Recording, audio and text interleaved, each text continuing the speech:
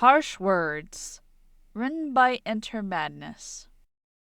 Miss Tiara, your mother requests your presence in the sitting room. The butler delivered this news like he delivered all news, grave of tone and stoic of face. Diamond Tiara almost sighed, but caught herself. Sighing was unladylike, and being unladylike simply would not do. Not if she were going to see her mother. Thank you, Beckand. Tell my mother that I will be there momentarily. Near the end of her sentence, she slipped into the formal tone and diction that was expected of her at home. Not the Ponyvillian ruffian dialect, as her mother called it. Mother was a cultured Canterlot pony, and she would not have the rustic nature of the town in which she was forced to live follow her daughter home. Beckand call didn't move. Diamond stifled another sigh. I suppose my mother wishes you to accompany me. Is that so? She asked, trying to keep annoyance from creeping into her voice. Her mother would very much not appreciate it if she sounded annoyed. Yes, madam. The mistress has requested that I see you safely to your destination. His face was plaster, a lifeless imitation of what a real pony's face would look like. Diamond Tiara thought as she saw the twinges of an apologetic smile tug at the corners of his mouth, but dismissed it as fancy. He was the butler. He didn't care what happened to her. Very well, Diamond Tiara said, hopping off her vanity stool. I am ready. Yes, madam, Beckand said again, with a slight bow of his head. He turned and walked with measured steps into the hallway. Diamond Tiara sashayed behind him, past her bright pink canopy bed with a peach veil, past the dressers with pictures framed in ivory of her at all her past birthday parties, and past the wardrobe which contained so many dresses that she could attend a different party every day of the year and never had to wash a single one. Finally, she arrived at the door. She stopped at the threshold. If she were going to throw a tantrum, now would be the time. Before she got to that awful room, before she had to see her mother face to face, she could bring her mother to her and possibly avert whatever catastrophe surely awaited her in the sitting room. She realized she was biting her lip and stopped. No lady bite her lip. She could practically hear her mother saying it. And what's with all this dilly-dallying? Run along, young lady. I'm waiting. Yes, mother, Diamond Tiara muttered under her breath. She stepped out of her room and into the hall. Beckand Call was waiting for her in the hall. Mute, he turned and walked. Diamond Tiara followed at a respectable distance, not so close as to cause discomfort, but not so far as to give the impression that she wasn't still interested in following. Beckand seemed not to notice. The sitting room was on the first floor. They walked down a flight of stairs carpeted with plain red silk, with a solid oak banister running the length. Minimalist, her father called it. Ugly, her mother called it. Of course, Father got to choose most of the designs throughout the house, as it was his money they were spending to do so. Everything except the sitting room. It had been designed and was almost solely occupied by Diamond Tiara's mother. When she had company, they talked in the sitting room. When she was reading, she read in the sitting room. If Diamond Tiara ever did anything wrong, she would be dealt with in the sitting room. And she must have done something wrong, right? She tried to clear her mind and remember if she had committed any particularly heinous act that day, or the days prior, but nothing jumped to mind. It was always difficult to think on the way to the sitting room. The entire trip down the stairway, the door to the sitting room loomed. It was one of the only doors on the right wall, and it dominated the space. There were no tables against that wall, no paintings, and no ornamentation. Just the door. It was mahogany, dark, and oh, how it seemed to grow with each passing second. Diamond Tiara's heart rate, which she had been able to hold steady, slipped out of her control and sped away. Each step made the door taller. She was 6 steps from the bottom of the stairs, and the door already seemed to reach high above her. Her mind knew that it was no bigger than any of the other doors in the house. Her imagination did not. 5 steps now, and it had doubled in size. 4, 3, 2, 1. Now taking 2 steps from each of Beckand's, she approached the door, a solemn idol to the fear and anxiety of her childhood. Beckand reached the door first and stood beside it, his horn aglow with the same color aura that now encompassed the doorknob. Diamond Tiara, her chest tight and her mind blank, trembled internally. Her facade was one of the utmost stoicism, the facade of some pony from whom fear was a distant tale, not an immediate reality. Beckand took an eternity to open the door. There was no sound to it. It slid on well-greased hinges with only a ghost's whisper to accompany it.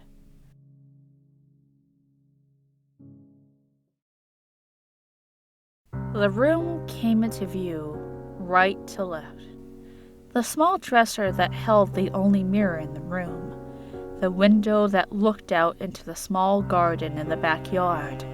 The coffee table, decorated with rare gemstones, each imported from a different foreign kingdom. And finally, the royal purple cushion with the small tassels on which Diamond Tiara's mother sat. Diamond Tiara knew what to do. She walked in, her rhythmic steps not betraying even the slightest of her emotions, and she even succeeded in not wincing when the door shut softly behind her. Her mother's eyes were fixed on one of the pictures on the mantel. It depicted a much younger version of herself, along with her then new husband, standing next to Princess Celestia in the celestial foyer of Canterlot Castle. They were still dressed in their wedding clothes. They had been married by Princess Celestia herself. There was a small, silver, engraved plaque on the frame of the photo which read, "Happy Times." Diamond Tiara always accidentally read it as "Happier Times." The silence seemed to widen the gap between them with every second, but Diamond Tiara didn't dare break it. Good little fillies never spoke unless spoken to.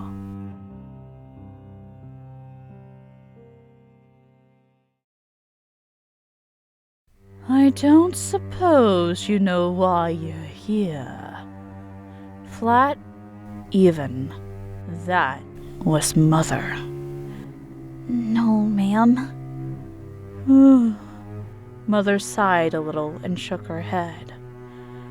"Why is it that every time I've called you in here in the last 2 years, you never seem to know what you've done?"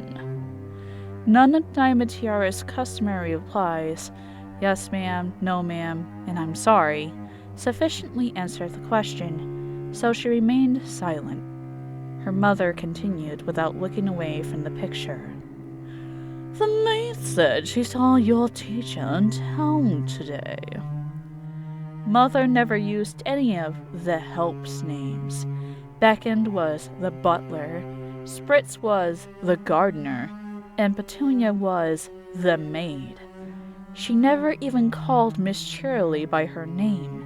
She was always just the teacher. "She wanted our maid to pass on congratulations to me for having such a talented little filly.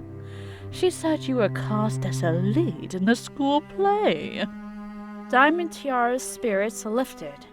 Once, the year before, Diamond has placed first in Little Miss Candlelight pageant into which her father had entered her. When she returned home, her mother had called her into the sitting room and had taken tea with her daughter, reminiscing about when she was Little Miss Candlelight in her youth. She had poured the tea herself. It was the only time Diamond Tiara even remembered enjoying time in the sitting room, but maybe she would get one more. Mother remained still. I hope you know why this is completely unacceptable. Diamond Tiara's hopes plummeted back into the dark pit inside her, which the sitting room had created. No, ma'am. Now her own voice was flat and emotionless, and she almost shivered at its similarity to Mother's.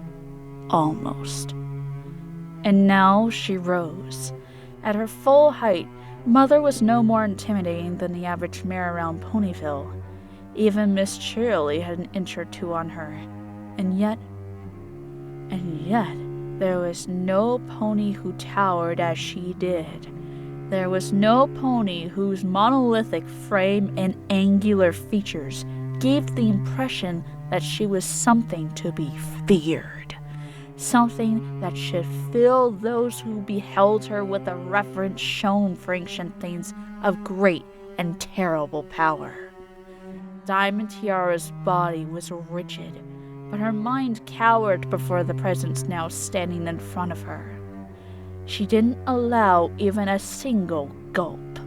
I will not have my daughter prancing about like a puppet for the amusement of such crowds as these.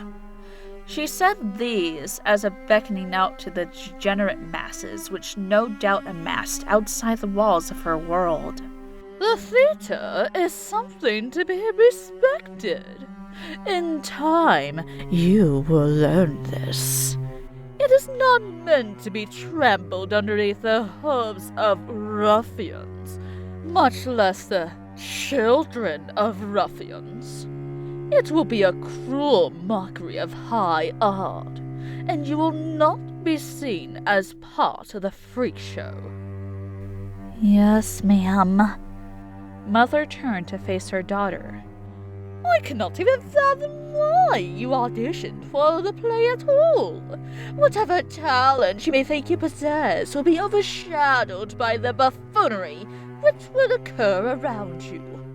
Honestly, Diamond Tiara, how could you have been so simple? I don't know. Diamond Tiara's head drooped, just a little.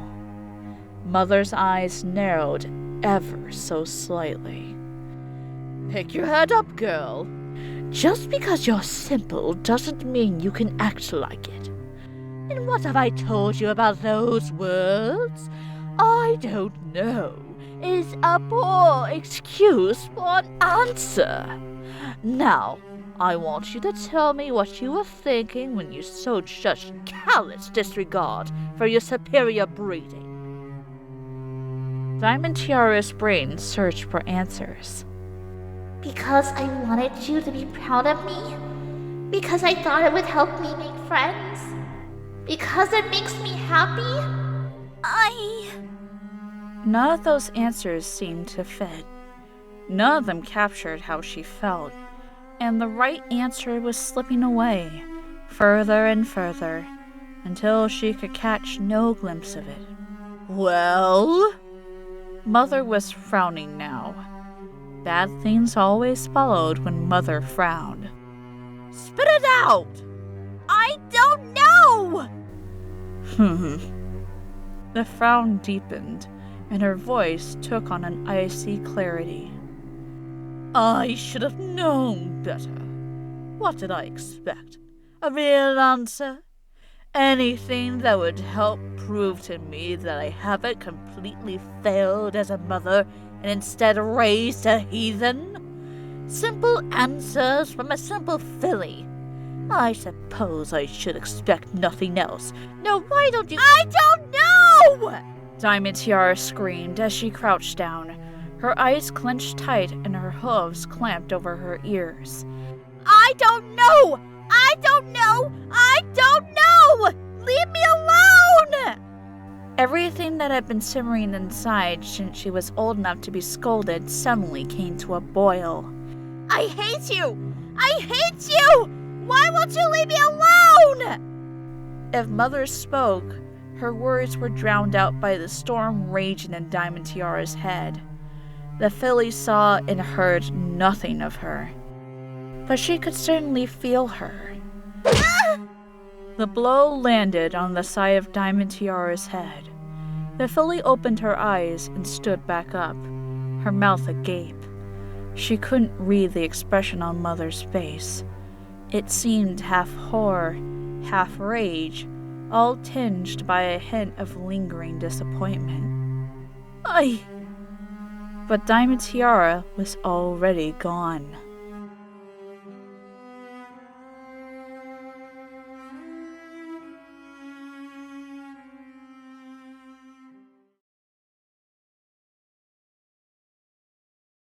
Wanna talk about it?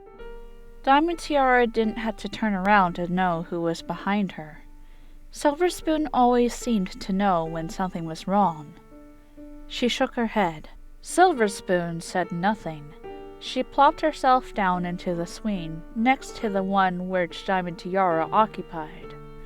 The swings creaked a little as they drifted back and forth, propelled in no part by the fillies. A ways away and straight ahead, there were 3 fillies building an enormous papier-mâché mask for the play. It was red and yellow and had tribal designs all over it. It's not fair. What's not? Diamond Tiara turned to her friend. How come they get to be in the play? How come they get to be stupid and silly and ugly and still get to do whatever they want and every pony likes them? How come they don't get yelled at every time they go home? The Cutie Mark Crusaders must have caught wind of some of her words, because they collectively shot her an acidic glance. Diamond Tiara's teeth clenched. What is wrong with them? I wasn't going to hurt them or try to mess with them. Why do they always look at me like that?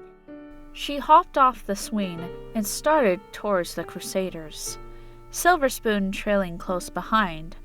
As they approached, she realized that the mask was huge. It stood twice as tall as any of them.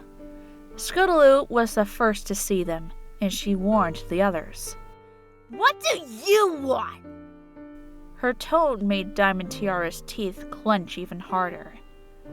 What are you making? Nothing for the play. They all spoke in unison, then looked at each other sheepishly. Sweetie Belle had given the real answer. They get to be part of the play and I don't. That's not fair. There was a lit candle in a candle holder and a tin full of clear glue sticks sitting next to the mask. Why don't you use regular glue? The Crusaders exchanged glances. Scootaloo shook her head, but Sweetie Belle nodded, smiling. This stuff holds together better than regular glue. Applejack said so. But we gotta melt it with a candle to put it on.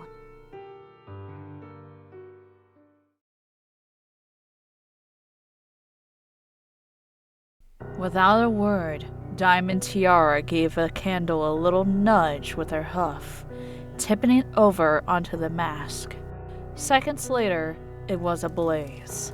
There was no water nearby, nothing to put it out.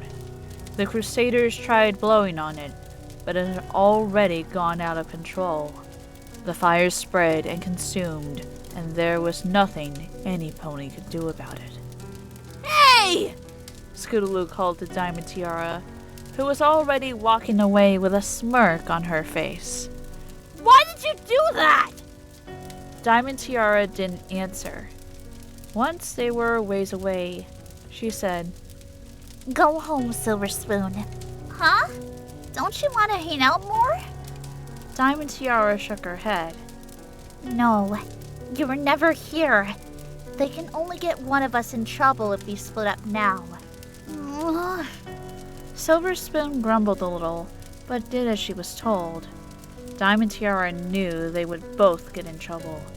Every pony knew that they always did bad things together, and they always got caught, and they always got out of it.